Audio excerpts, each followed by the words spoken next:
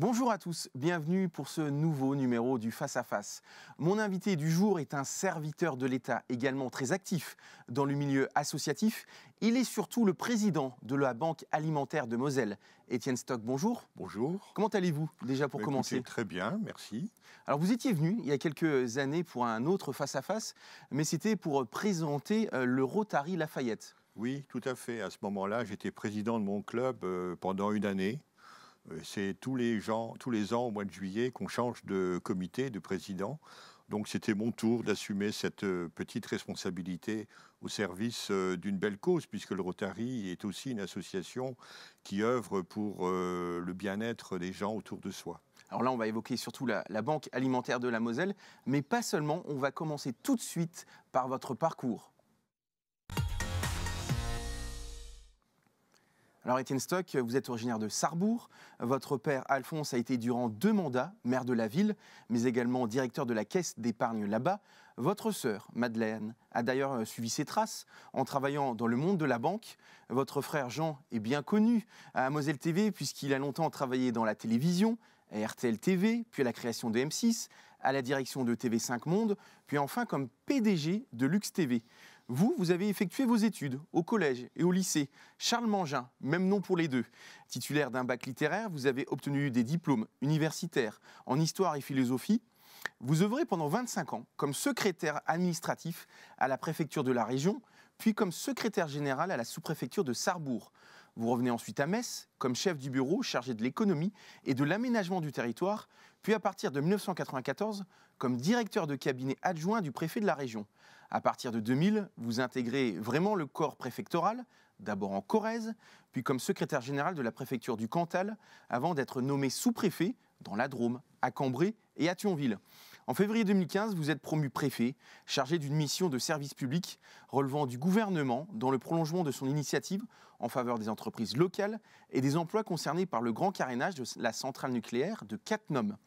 Alors, j'ai été succinct parce que votre biographie, on aurait pu faire quasiment 26 minutes dessus. Mais qu'est-ce que vous inspire ce parcours en l'entendant? Écoutez, je pense que d'abord, la première réflexion que je me fais, c'est que rien n'est jamais écrit dans une vie. Et quelquefois, on peut être surpris par les décisions qu'on prend soi-même pour son orientation. Et puis la deuxième réflexion que je me fais, c'est quand j'ai intégré le corps préfectoral. Et surtout, quand j'étais sous-préfet d'arrondissement, j'avais quelquefois le vertige en me disant que j'étais localement le représentant local de l'État. Et ça, c'est une responsabilité qui est très importante. On n'en mesure pas totalement tous les paramètres quand on y accède. On la découvre au fur et à mesure qu'on progresse dans le métier. Mais je pense que c'est important pour soi, il faut s'en imprégner. Mais c'est surtout important pour ses interlocuteurs. Quand vous dites le vertige, est-ce que vous dites qu'au tout début, en tout cas, vous ne pensiez peut-être pas avoir le costume pour faire ce mandat? Non, c'est pas ça. C'était mon projet professionnel, on va dire, depuis très longtemps. Et j'espérais un jour pouvoir y arriver. Mais quand on mesure ce qu'on attend du représentant de l'État et ce qu'il doit être sur son territoire qui lui est confié, on voit l'importance de ce rôle. On ne peut pas, j'allais dire, faillir dans cette mission. Bien sûr. Et c'est pour cela que je parlais de vertige. On va revenir très loin en arrière. On va revenir à Sarrebourg et à votre enfance. Quels souvenirs, justement, vous en gardez de cette période? Des moments très heureux, des moments de complicité et d'amitié avec les voisins du quartier. J'y pense souvent parce qu'on avait vraiment là des relations très proches et très soutenues.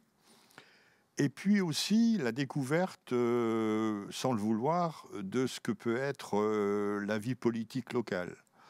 J'étais à l'époque, entre guillemets, le fils du maire et peut-être la tête de turc de certains camarades d'école qui étaient des enfants de la liste d'opposition de mon père. D'accord. Donc on réglait quelquefois un conseil municipal bis en cours de récréation. Ça se jouait autour d'un match de foot aussi, peut-être. Oui, oui, et puis de quelques petites anicroches, mais toujours, j'allais dire, avec le regard, j'ai l'impression d'avoir vécu comme des aventures de petit Nicolas à ce moment-là.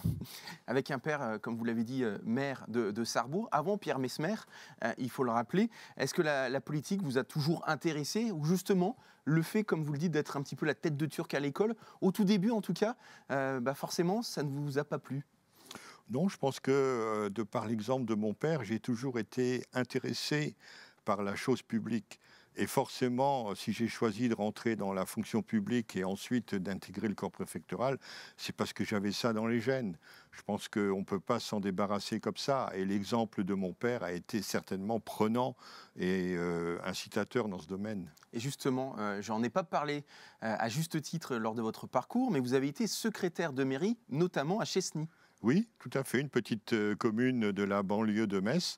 J'avais fait ce choix au moment de la décentralisation, parce que je voulais, en tant que fonctionnaire de l'État, connaître aussi les préoccupations des communes vues du côté de l'élu et des citoyens. La belle opportunité de la décentralisation était à ce moment-là l'occasion rêvée pour conjuguer cette expérience. C'est pour ça que je parle souvent de moi en tant que fonctionnaire hybride, à la fois fonctionnaire de l'État, mais aussi dans les collectivités locales. Vous êtes passé par le Corrèze, un département magnifique, mais quand on parle Corrèze, forcément on pense à deux hommes qui ont été présidents de la République, Jacques Chirac et François Hollande. Vous avez quand même dû en côtoyer du beau monde.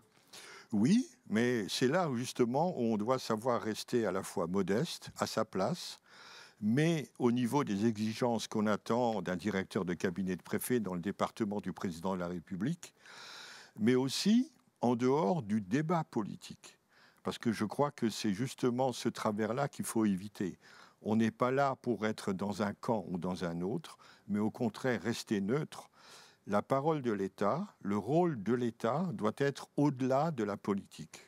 C'est pas toujours simple, forcément sur les prises de position des élus notamment. Voilà, il faut savoir prendre du recul et puis rester muet.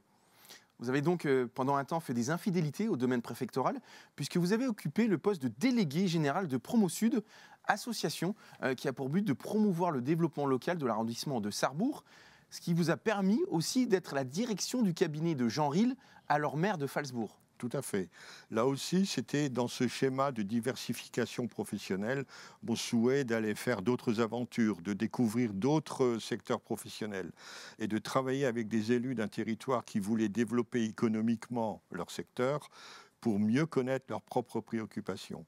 Je pense que quand on est un serviteur de l'État, comme je l'étais à mon niveau à ce moment-là, on ne voit pas forcément quelles sont les priorités et les contraintes des élus, quelles sont leurs façons de voir les dossiers et les projets.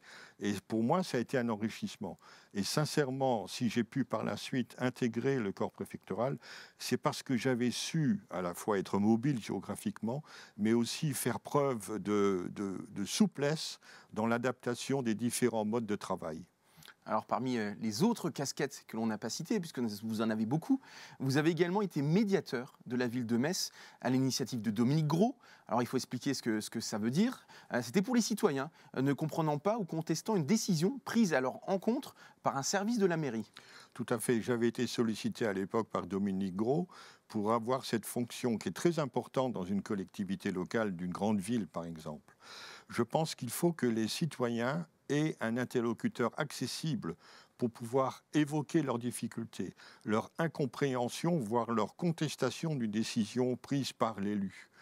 Et dans ce rôle-là, je l'avais dit, je n'étais ni l'avocat des citoyens, ni le procureur des services de la mairie de Metz. Mais au contraire, quelqu'un de neutre qui analysait les choses d'une manière juridiquement fondée, mais qui savait aussi dire, avec le bon sens qu'on a besoin dans cette fonction, quelle était la meilleure solution, la meilleure proposition à faire aux citoyens pour qu'ils comprennent et qu'ils acceptent la décision qui a été prise à son sujet. Parmi toutes vos pérégrinations, toutes vos missions tout au long de votre carrière, avec le recul aujourd'hui, quelle est celle qui vous a permis d'être le plus épanoui possible ? c'est incontestablement celle de sous-préfet d'arrondissement. Pourquoi? Parce qu'on a la capacité, quand on a la confiance du préfet et quand on a des dossiers à enjeu forts, de pouvoir les faire avancer, de pouvoir travailler en concertation avec les élus, d'être un facilitateur et non pas un commandeur ou quelqu'un de hautain, du distant, mais au contraire d'être impliqué, proche des citoyens, proche des associations. Et c'est comme ça que j'ai connu les banques alimentaires notamment. Justement, le milieu associatif, s'y impliquer comme vous, c'était une évidence. Oui, je souhaitais surtout ne pas rester inactif au moment de ma retraite. Et je me suis renseigné sur ce qu'il y avait d'utile à faire sur Metz. Et on m'a tout de suite reparlé des banques alimentaires. Donc j'y suis allé sans hésiter. Ça fait combien de temps que vous êtes aujourd'hui à la tête de la Banque alimentaire de Moselle? Alors, depuis 6 ans, je suis bénévole de la Banque alimentaire. Et depuis bientôt 3 ans, j'en suis le président. La Banque alimentaire, c'est très important pour ceux qui ne connaissent pas. Est-ce que vous pouvez expliquer rapidement, notamment en termes de bénéficiaires? Parce qu'il n'y a pas forcément de bénéficiaires au sens propre que l'on entend. C'est une association particulière. Je dis souvent qu'on est une sorte de tête de réseau. Ce n'est pas présomptueux, c'est juste pour expliquer qu'on est une association d'associations. La Banque alimentaire collecte tous les jours dans les grandes surfaces des produits qui sont retirés de la vente, des denrées alimentaires qui sont retirées des rayons. Et on les redistribue à des associations caritatives qui sont nos partenaires et qui elles-mêmes redistribuent à leurs bénéficiaires, aux familles, aux personnes qu'elles aident dans leur précarité. Donc on est une sorte de réseau qui assiste les associations qui œuvrent auprès des personnes concernées. Contrairement aux Restos du Cœur, qui, eux, font comme nous, vont chercher les produits dans les grandes surfaces, mais distribuent directement à leurs propres bénéficiaires et à leurs familles. Ce fonctionnement, il vous convient mieux, justement, que les Restos du Cœur, à titre personnel? Vous n'auriez pas pu, justement, vous engager au sein des Restos du Cœur? Non, ce n'est pas une question de préférence, c'est une question d'opportunité pour moi. Mais je crois que les deux systèmes sont utiles et ont leurs points faibles et leurs points forts. Le plus important, c'est qu'on arrive à aider les gens qui sont dans le besoin. On va en reparler dans la troisième et dernière partie de cette émission. On va parler maintenant de toute autre chose. Vous avez parlé tout à l'heure de neutralité. Il va falloir se mouiller un tout petit peu. On passe tout de suite au pile ou face. Alors Étienne Stock, je vais vous proposer des photos dans l'écran qui est devant vous. Il va falloir en choisir qu'une seule et m'expliquer pourquoi. Et on commence tout de suite par les photos municipales de Metz. Avec à gauche Jérémy Aldrin et de l'autre François Grosdidier, puisque lors des municipales de 2020, vous avez décidé d'apporter votre soutien à Jérémy Aldrin. Effectivement, je l'assume, mais je choisis bien sûr la photo de Jérémy, sans pour autant rejeter la photo de François Grosdidier. Pourquoi cela? C'est parce que Jérémy Aldrin, je le connais depuis très longtemps, c'est un ami de notre famille, un camarade de lycée de mon fils, et je l'ai découvert, bien sûr, avec sa volonté politique, son dynamisme sur Metz. J'ai beaucoup aimé son livre. C'est quelqu'un qui aime fondamentalement Metz. Et je pense qu'il avait besoin qu'on l'aide, qu'on l'accompagne à la fois dans des échanges, dans des réflexions et dans, j'allais dire, l'accompagnement de son parcours municipal et politique.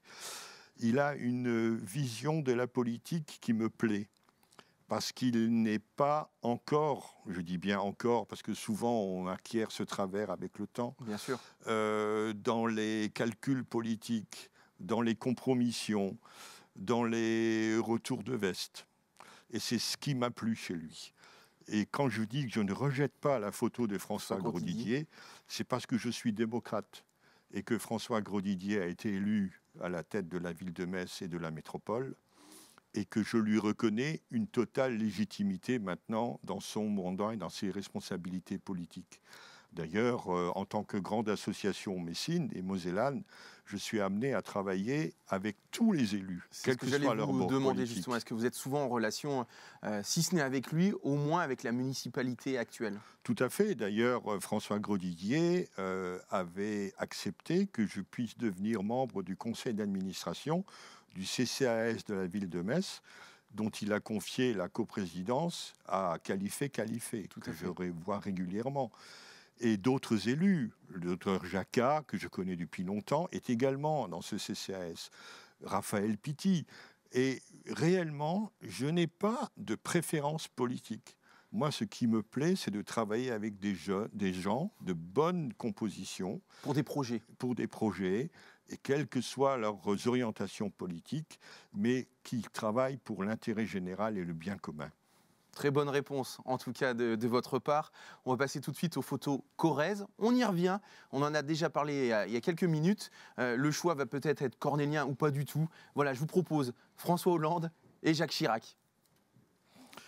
Alors, là, franchement, j'ai du mal à choisir parce que j'ai côtoyé les deux. Bien sûr. À la fois, à l'époque, quand j'étais en Corrèze, c'était Jacques Chirac, et qui a une simplicité de relation et de contact avec les gens qui m'a réellement bluffé. Son entourage était beaucoup plus exigeant, beaucoup plus distant, quelquefois beaucoup plus féroce à mon égard que le président de la République lui-même. Mais on pourrait rajouter d'autres photos aussi. Ah oui, mais il y a Bernadette Chirac. Bon. Ceci étant, le président François Hollande... Vous avez côtoyé lorsqu'il était maire de Tulle. Il était maire de Tulle et député de la Corrèze. Et je l'ai revu après, quand il était président de la République, notamment quand il est venu chaque année à Thionville, où j'étais le sous-préfet de l'arrondissement. Et forcément, il se souvenait de vous. Il se souvenait de moi, bien sûr. Et ça m'a d'ailleurs étonné, parce que à ce niveau d'exigence et de responsabilité, se souvenir de quelqu'un qu'on a croisé quelques années avant, pendant quelques temps, n'est pas toujours évident. Mais là, il n'a eu aucune hésitation et j'ai eu plaisir à le revoir. Mais s'il fallait choisir, ben je dirais 55% pour Chirac, 45% pour Hollande. Quel est celui qui a les mêmes valeurs que vous? C'est peut-être plus ce Jacques Chirac, c'est ce qui fait pencher la balance envers le président Chirac? Je ne sais pas, hein, c'est une question. Non, je pense que pour des raisons différentes, oui, pour des thèmes différents, ils se rejoignent tous dans certaines de mes valeurs. Très bien. On termine cette partie avec les troisièmes photos, les photos engagement, avec d'un côté la photo du Rotary Lafayette et de l'autre la Banque Alimentaire. Ça revient à une question que je vous ai posée en tout début d'émission. Au sein de ces deux associations, dans laquelle vous vous sentez le mieux, tout simplement? Aujourd'hui, c'est à la Banque Alimentaire. Parce que, alors c'est pas que je me sente mieux, c'est que l'obligation d'engagement est plus forte, et plus exigeante, et plus nécessaire. Dans un club service, on peut être consommateur, on peut venir pour son plaisir, on peut être moins assidu. Alors que dans une association caritative, si on a des responsabilités, d'abord elles sont beaucoup plus longues, parce que comme je le disais tout à l'heure, on est président d'un club service pendant 1 an seulement, alors que dans une association, il faut savoir durer et tenir. Il faut aussi travailler collectivement. Et la Banque Alimentaire a une dimension départementale, alors que le club service du Rotary, dans lequel je suis, est purement local. Bien évidemment, il fait des choses aussi avec Musique au cœur, qui est destiné à aider les jeunes en difficulté, les enfants en difficulté dans toute la Moselle. Il n'est pas réservé à la seule ville de Metz. Mais l'implication, le bénéfice du travail qu'on fait avec les autres bénévoles est bien plus grand à la Banque Alimentaire que dans mon club service. Et bien justement, le lien est tout trouvé avec la troisième et dernière partie de cette émission, c'est l'actualité. Alors on a plein de choses à évoquer, on va commencer tout de suite sur cette période malheureusement qui n'est pas totalement terminée, c'est la pandémie de Covid qui dure maintenant depuis un peu plus de 2 ans. Forcément durant cette période, vous avez vu que la souffrance s'est agrandie en Moselle, ce qui demande encore plus de solidarité. Oui, on a été confronté à cette première période d'une manière particulière puisqu'avec le confinement, on a eu beaucoup de nos bénévoles qui se sont mis en retrait. Certains de nos chauffeurs qui font les tournées de ramasse, comme on dit, tous les matins, étaient des personnes âgées, certaines étaient en soins, bénéficiaient de dialyse, et il nous a fallu leur conseiller d'arrêter de venir rendre service à la Banque Alimentaire pour se protéger eux-mêmes. On était pendant plus de 4 mois, 6 bénévoles à tourner seulement tous les jours, alors que d'habitude, on est plus d'une trentaine, avec 2 camionnettes au lieu de 6. Et on a tenu comme ça le temps de la fin du premier confinement. Pourquoi on l'a fait? Parce que notre mission était indispensable. On était d'ailleurs, par les autorités, autorisés à circuler malgré le confinement. Notre mission d'intérêt général est réelle, elle est indispensable. Et on l'a fait parce qu'il fallait continuer à apporter des denrées aux personnes. Qu'est-ce qu'on a observé à ce moment-là, après quelques mois? Des personnes qui étaient juste à la limite et qui arrivaient à s'en sortir tout juste ont basculé de manière rapide et brutale dans la précarité. De nouveaux publics de pauvres, entre guillemets, sont apparus.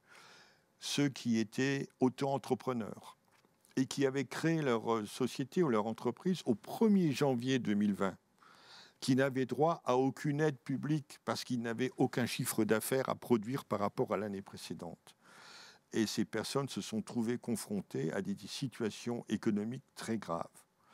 Des familles qui n'avaient qu'un seul salaire, avec éventuellement aussi des femmes seules avec enfants, qui n'avaient que des aides publiques pour survivre, ont été très vite confrontées à des problèmes alimentaires. Il fallait choisir, et c'est encore le cas aujourd'hui, entre payer son loyer, se nourrir, payer les frais de scolarité, les loisirs, ou laisser tomber quelque chose.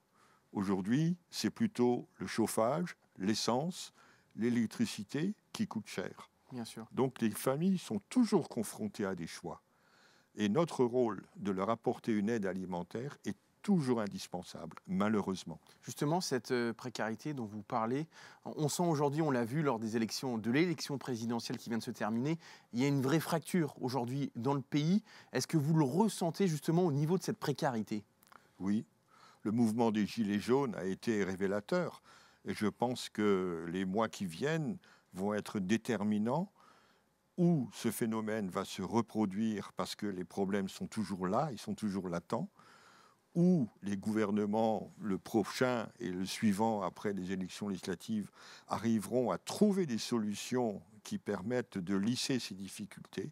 Mais il y a un vrai risque. Il est là, il est réel. On ne peut pas le nier. On a l'impression aussi qu'au niveau de la société aujourd'hui est un peu plus individualiste, si vous me permettez cette expression. Il y a de moins en moins de bénévoles, pas forcément au niveau de la banque alimentaire, mais d'une manière générale. Est-ce que vous avez cette impression également aujourd'hui de cette société individualiste, de moins de bénévoles, ce qui engendre forcément beaucoup de problèmes? Non, moi je pense que la générosité et la solidarité sont toujours présents dans l'esprit des gens. Par contre, comme ils ont eux-mêmes des difficultés, ils sont moins généreux, moins solidaires qu'auparavant. On le voit lors de nos collectes. D'une année sur l'autre, depuis 2 ans, on perd entre 8 et 10% de produits collectés ou donnés par les personnes qui nous assistent. Mais le bénévolat reste quelque chose de disponible. Après, il faut savoir gérer les bénévoles. Vous savez, un bénévole, c'est quelqu'un qui prend du temps sur ses loisirs, sa vie de famille, son temps libre, pour faire quelque chose qu'il a choisi de faire. Il faut qu'il y trouve aussi son compte et une certaine satisfaction. Donc ça, quand on est responsable d'association, il faut savoir le prendre en compte et le gérer. Il faut être un bon manager. Oui, mais on ne peut part. pas manager comme dans une entreprise. Ah non, il n'y a pas la pas même de chose. pouvoir hiérarchique et autoritaire. Il faut être dans une démarche collégiale, laisser les bénévoles prendre des initiatives. Tout le monde a de bonnes idées. Tout le monde a envie de bien faire, de mieux faire. Eh bien, il faut l'accepter. Et quand on est responsable d'une association, il faut savoir écouter autour de soi, rester modeste et considérer que d'autres peuvent avoir raison. À plusieurs, on n'a pas forcément moins tort que tout seul. Dernière partie, très importante, avec ce qui se passe malheureusement en Ukraine. Votre rôle a pris encore plus d'importance et justement, depuis plusieurs semaines, vous êtes vraiment très actif. Oui, dès l'arrivée des premiers réfugiés d'Ukraine début mars, grâce au convoi de cars affrétés par la ville de Metz et la métropole, nous avons été disponibles et prêts à aider ces réfugiés. Et nous continuons à le faire. Nous sommes en relation étroite avec l'association Échange Lorraine-Ukraine, qui a monté une plateforme de distribution pour les familles accueillies, les familles ukrainiennes accueillies en Moselle et à Metz. Et nous allons, depuis plusieurs temps déjà, et nous allons continuer à le faire, à leur donner des denrées. Des Stocké à Blida. À Blida, tout à fait, dans un entrepôt de Blida. Des associations nous ont donné de l'aide financière pour le faire. Donc nous sommes vraiment disponibles et prêts à le faire dans tout le département, pas que sur Metz. Donc je lance un appel à travers votre chaîne de télévision pour que là où il y a des familles isolées qui ont été accueillies par des gens qui connaissaient des Ukrainiens et qui sont aujourd'hui assistées par des CCAS ou la bonne volonté des habitants de la commune, le jour où il y a des vraies difficultés à trouver des produits alimentaires, des produits d'hygiène corporelle, des produits pour bébés, qu'ils n'hésitent pas à appeler la banque alimentaire, à prendre contact avec nous, parce que nous sommes là pour apporter des produits vers ces personnes. Le message est lancé. Merci beaucoup Étienne Stock d'être venu sur ce plateau. C'est moi qui vous remercie. C'était un vrai plaisir. Nous, on se retrouve la semaine prochaine pour un nouveau Face à Face. Bonne soirée à tous.